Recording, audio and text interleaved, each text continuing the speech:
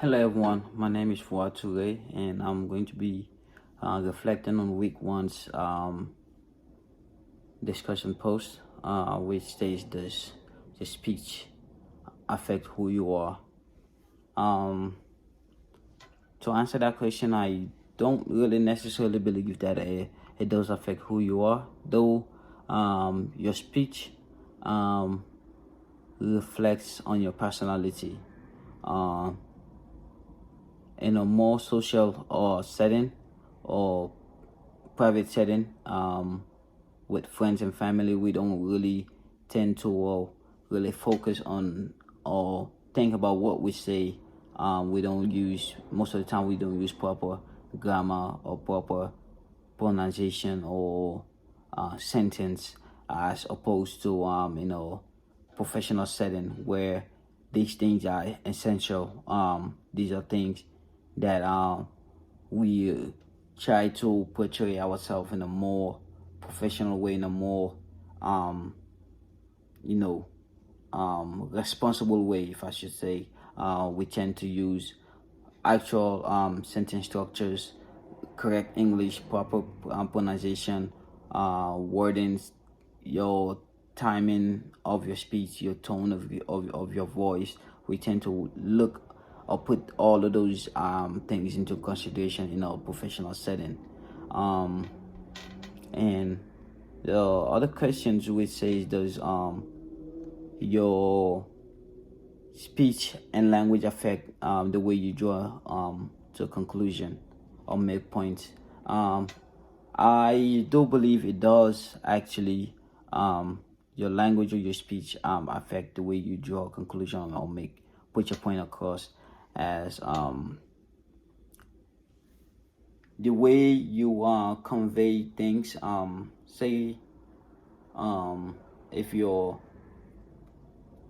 discussing about sports aspect and you say that I think Italy Italy might win the Euros, the Euro 2020.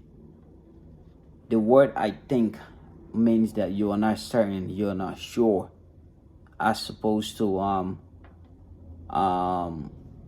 when you say that Italy are going to win the Euro, and you start giving reasons why you think Italy might win Euros, and you start giving factual evidence, which means that you are sure, you are certain that they have all that it takes to win the Euro, based on these reasons, based on these other reasons, based on these reasons, as just saying that I think they will win Euro because of this.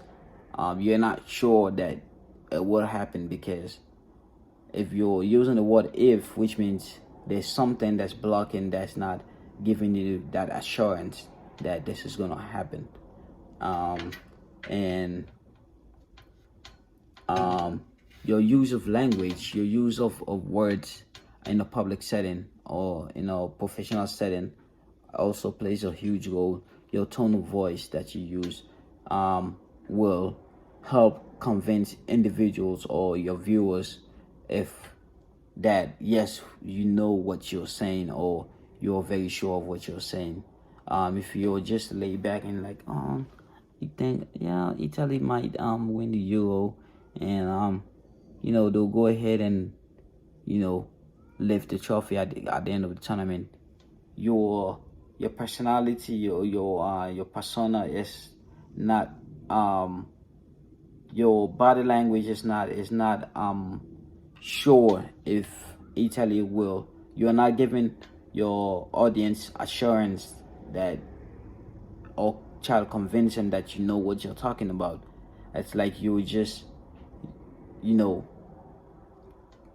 not really authentic. But if you're like, Italy is certainly the team of the tournament, and they have this quality, they have this quality, they have their midfield depth.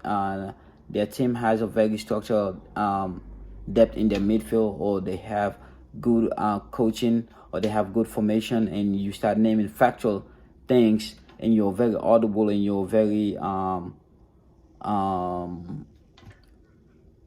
confidence of what you're saying will let your individuals will convince your individuals that in fact what you're saying, and you're very sure of the information that you're providing to them.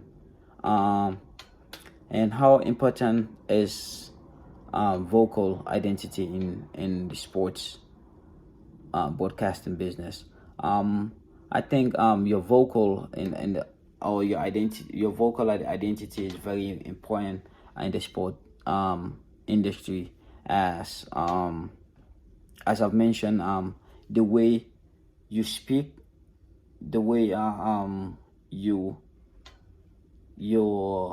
you have to be very charismatic, very audible, very vocal, or when you're putting your point across. Like, for example, if I should just give an example, Stephen A. Smith and Brian Windhorst, for example, they both have two different personalities, two different vocal identity, or way of putting their point across. But if I were to choose, I am more interested in listening to what Stephen A. Smith would say, even if they're saying the same, if they're conveying the same message. Would be more interested in listening to what Stephen A. Smith is saying because of his vocal, or because of his certainty.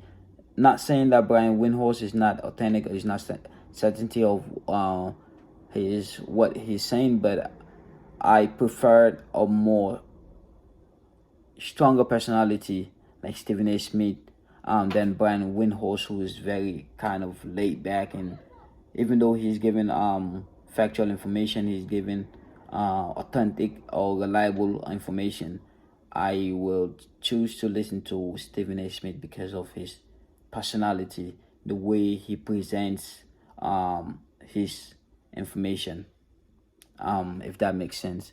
Thank you very much for listening to me. I hope this was very helpful.